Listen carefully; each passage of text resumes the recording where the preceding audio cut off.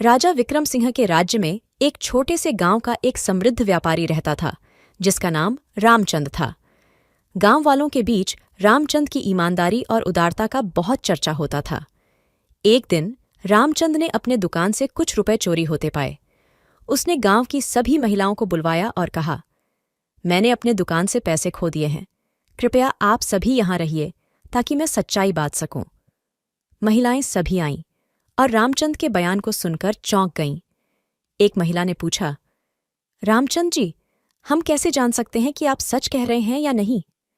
रामचंद ने कहा, मैंने एक छोटी सी प्रतियांत्रिता तैयार की है। इसमें मेरे हाथ की छाया और आपके साथ कुछ स्वर जुड़े हैं। जो कोई भी झूठ बोलेगा उसकी छाया हट जाएगी और स्वर बदलेगा। सभी महिलाएं चौंकर रह गईं, लेकिन रामचंद ने स्वीकार किया कि वह इस अजूबे को लाएंगे।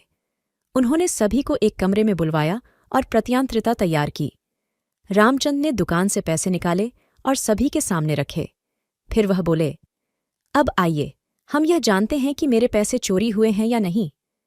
महिलाएं चिढ़ाई बनाए रख रही थीं, लेकिन रामचंद ने उनसे कहा, धैर्य रखें, अब प्रतियांत्रिता शुरू हो रही है। रामचंद ने हाथ मिलाकर पूछा, कोई भी झूठ नहीं बोला ना?